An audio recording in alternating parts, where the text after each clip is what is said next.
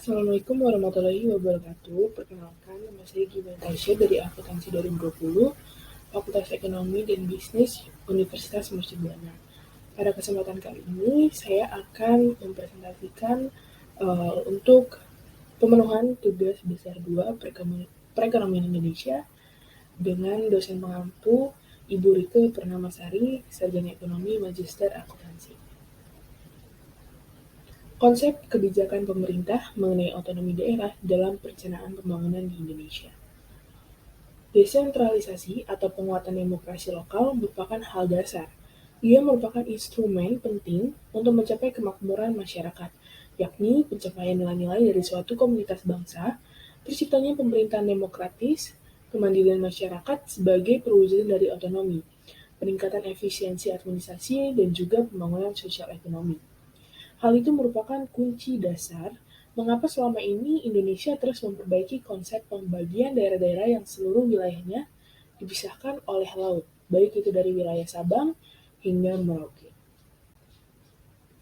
Dalam semangat pembangunan daerah yang ingin memberikan otonomi seluas-luasnya kepada masyarakat, pada hakikatnya berasal dari patokan norma dasar, yakni Undang-Undang 1945 Pasal 18, yang berbunyi, Negara Kesatuan Republik Indonesia dibagi atas daerah-daerah provinsi, dan daerah provinsi itu dibagi atas kabupaten dan kota, yang tiap-tiap provinsi, kabupaten, dan kota itu mempunyai pemerintah daerah yang diatur dalam undang-undang. Di dalam Undang-Undang Nomor 22 Tahun 1999, yang memiliki semangat untuk memberikan otonomi seluas-luasnya bagi daerah dalam menjalankan rumah tangganya sendiri, terlihat di dalam pasal 7 ayat 1 yang berbunyi, kewenangan pemerintah daerah mencakup kewenangan dalam seluruh bidang pemerintahan, kecuali politik luar negeri, pertahanan keamanan, peradilan, moneter, dan fiskal, serta agama, serta kewenangan di bidang lain. Selanjutnya, saya akan menjelaskan mengenai konsep pemberian otonomi daerah menurut Undang-Undang Nomor 22 Tahun 1999. Yang isinya adalah, yang pertama, penyelenggaraan otonomi daerah dilaksanakan dengan memperhatikan aspek demokrasi, keadilan, pemerataan, serta potensi dan keanekaragaman daerah. Kedua, pelaksanaan otonomi daerah didasarkan pada otonomi luas, nyata, dan juga bertanggung jawab. Yang ketiga, pelaksanaan otonomi yang luas dan utuh diletakkan pada kabupaten dan kota, sedangkan otonomi daerah provinsi merupakan otonomi yang terbatas. Selanjutnya, pelaksanaan otonomi daerah harus sesuai dengan konstitusi negara, sehingga tetap terjalin hubungan serasi antara pusat dengan daerah serta antar daerah. Selanjutnya, pelaksanaan otonomi daerah harus lebih meningkatkan kemandirian daerah otonom, dan karenanya dalam kabupaten dan kota tidak ada lagi wilayah administrasi. Demikian pula kawasan-kawasan khusus yang dibina oleh pemerintah atau pihak lain, seperti badan otoritas, kawasan pelabuhan, perumahan, kawasan industri, pertambangan, perkebunan, 18 kawasan perhutanan dan perkotaan baru, pariwisata dan semacamnya berlaku peraturan daerah otonom. Pelaksanaan otonomi daerah harus lebih meningkatkan peranan dan fungsi legislatif daerah, baik sebagai regulasi, pengawasan, maupun fungsi anggaran atas penyelenggaraan pemerintahan daerah. Selanjutnya, pelaksanaan asas dekonsentrasi diletakkan pada daerah provinsi dalam kedudukannya sebagai wilayah administrasi untuk melaksanakan kewenangan pemerintahan tertentu yang dilimpahkan kepada gubernur sebagai wakil pemerintah pusat. Pelaksanaan asas tugas pembantuan dimungkinkan tidak hanya dari pemerintah pusat kepada daerah, tetapi juga dari pemerintah pusat dan daerah kepada desa yang disertai dengan pembiayaan, sarana dan prasarana, dan sumber daya manusia dengan kewajiban melaporkan pelaksanaannya. Tujuan dari otonomi daerah sendiri ini adalah untuk mengembangkan mekanisme demokrasi di tingkat daerah dalam bentuk menampung dan juga menyalurkan aspirasi masyarakat yang tentunya untuk perkembangan dan juga pembangunan masyarakat dan daerah lingkungannya. Eh, Yaitu yang termasuk adalah sumber daya manusianya dan juga pembangunan baik infrastruktur maupun pelayanan-pelayanan yang ada di daerah tersebut. Selanjutnya, masalah yang timbul dari adanya otonomi daerah ini ada apa saja sih? Yang pertama itu munculnya pejabat daerah yang sewenang-wenang.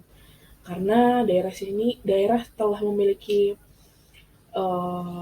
pemerintahannya sendiri, tak jarang menjadikan banyaknya pejabat-pejabat yang memanfaatkan hal ini untuk melakukan hal yang di luar daripada aturan yang ada. Selanjutnya munculnya etnosentrisme atau sifat kedaerahan yang fanatik, sehingga dapat menyebabkan konflik-konflik antar daerah. Lalu terjadinya kesenjangan antar daerah satu dengan yang lainnya karena perbedaan sistem politik, sumber daya alam, maupun faktor lainnya. Selanjutnya, pemerintah pusat kurang mengawasi kebijakan daerah karena kewenangan penuh yang diberikan kepada daerah. Lalu, masing-masing daerah berjalan sendiri tanpa ada kerjasama, koordinasi, dan bahkan interaksi. Lalu, apa sih peran pemerintah daerah? Yang pertama itu sebagai fasilitator. Peran pemerintah sebagai fasilitator melakukan dua kegiatan. Yang pertama, sebagai fasilitas antara stakeholder yang melakukan kerjasama secara informal dan membuat kesepakatan di antara kedua belah pihak. Kedua belah pihak mengikat perjanjian atau MOU melalui pemerintah daerah baik tingkat pertama maupun kedua dan rekomendasi pemerintah pusat. Lalu yang kedua, entrepreneurship, yaitu peran pemerintah daerah sebagai entrepreneurship ini melakukan dua kegiatan juga, yaitu mengelola dan memobilisasi sumber daya yang dimiliki, membentuk badan usaha bersama dengan beberapa daerah dan swasta dalam bentuk serta bidang tertentu. Lalu tantangan apa yang dihadapi Indonesia dalam persaingan global ini? Yang pertama, berdasarkan data SIA World Factbook pada 2016, PDB Indonesia yang termasuk dalam PDB negara ASEAN sebesar 2,16 triliun US dollar masih lebih rendah dibandingkan PDB dari negara Uni Eropa, Amerika Serikat, Tiongkok, dan juga India. Untuk itu, Indonesia ditantang untuk terus meningkatkan produksi dalam negeri, sehingga nantinya dapat mendobrakkan PDB Indonesia untuk bersaing dengan keempat negara tersebut. Lalu selanjutnya untuk dapat meningkatkan PDB, Indonesia harus dapat meningkatkan kualitas produk dan jasa agar dapat bersaing dengan jenis produk dan jasa yang dikeluarkan oleh negara lain. Lalu sumber daya manusia yang berkualitas pun harus terus ditingkatkan dan diasah kemampuan dan juga keterampilannya. Terlebih pada era digital sekarang ini. Sumber daya manusia yang lebih menguasai teknologi diharapkan dapat terus berinovasi dan juga kreatif dalam menghasilkan produk jasa yang berkualitas dan juga produk dan jasa yang dapat digunakan dan memberikan manfaat yang instan. Lalu selanjutnya era digital pun menjadi tantangan pada sistem packaging dan pemasaran untuk terus berinovasi dalam menarik minat calon customer baik dari dalam maupun juga di luar negeri. Era pembayaran secara digital juga menjadi tantangan para pengusaha agar semua kalangan dapat memanfaatkan pembayaran secara digital. Terlebih saat masa pandemi ini, memuncul rantai penyebaran virus adalah salah satunya dengan menggunakan pembayaran digital dengan mengurangi uang cash. Lalu apa sih hambatan yang dialami Indonesia dalam persaingan global ini? Dari segi sumber daya manusia masih belum semua lapisan menguasai teknologi, seperti masyarakat pedesaan di daerah pelosok.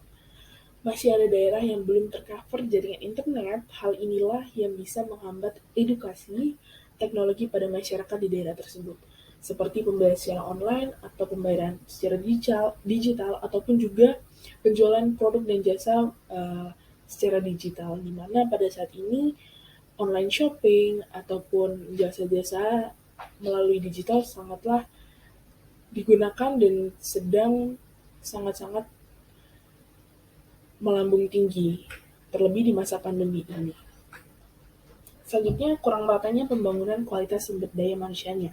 Masih banyaknya masyarakat Indonesia yang kesulitan dalam mendapatkan pendidikan, sehingga kualitas sumber daya manusia di Indonesia sedikit melamban.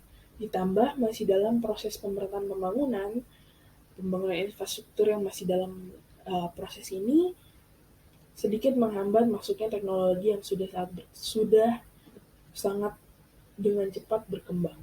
Lalu di masa pandemi ini, isu-isu kesehatan masih menjadi hambatan bagi pemulihan ekonomi.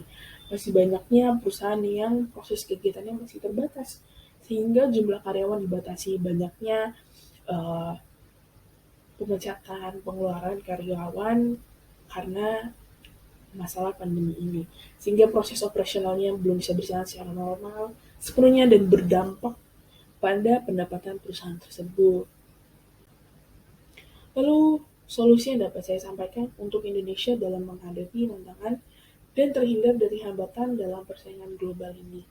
Yang pertama, pemerintah sudah harus memfokuskan kepada pembangunan sumber daya manusianya dengan mengembangkan kualitas tenaga pendidik yang pertama, lalu memberikan fasilitas pendidikan yang layak berupa tenaga ahli, sekolah dengan gedung yang layak, tempat belajar yang layak, lalu juga buku-buku, di mana sumber-sumber ilmu juga harus merata hingga ke pelosok daerah, karena sampai sekarang pun masih banyak uh, masyarakat yang belum bisa mendapatkan fasilitas yang layak.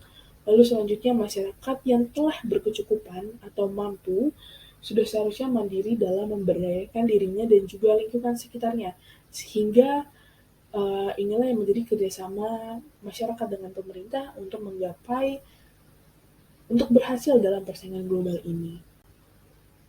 Lalu selanjutnya pemerintah harus turut membantu, memfasilitasi, dan juga mempromosikan hasil produk dan jasa yang dibuat oleh masyarakatnya sendiri, sehingga nantinya produk dan jasa dapat juga digunakan oleh masyarakat yang ada di negaranya sendiri, terus juga dapat dikembangkan hingga dijual kepada kancah internasional. Lalu selanjutnya pemerataan pembangunan infrastruktur yang sedang berjalan ini harus terus diawasi dan juga dilakukan percepatan pembangunan, sehingga nantinya ketika infrastruktur jalanan sudah semuanya rampung, akan memudahkan perekonomian dengan transportasi dapat melintasi daerah-daerah, sehingga nantinya pendapatan akan mendapat nantinya pendapatan akan mengalami kenaikan. Lalu selanjutnya adalah pengenalan dan pembelajaran harus dilakukan kepada masyarakat mengenai teknologi, yaitu yang dasarnya adalah penggunaan internet, karena di zaman sekarang adalah internet merupakan suatu hal yang besar dan sudah menjadi keharusan untuk masyarakat dapat menggunakannya, karena semua sekarang via gadget, via handphone, via laptop, sehingga sudah menjadi hal yang wajar dan sudah harus menjadi skill yang wajib dimiliki oleh masyarakat untuk menghadapi persaingan global ini dan untuk juga mencapai hal yang telah diplanning oleh pemerintah dan juga masyarakat Indonesia. Uh, Sekian dari pembahasan yang dapat saya jelaskan. Ini merupakan sumber-sumber yang saya dapatkan untuk isi dari materi yang saya sampaikan tadi. Sekian dari saya. Kiranya ada kesalahan yang tidak sengaja saya lakukan, mohon dimaafkan. Kurang lebihnya mohon maaf. Wassalamualaikum warahmatullahi wabarakatuh.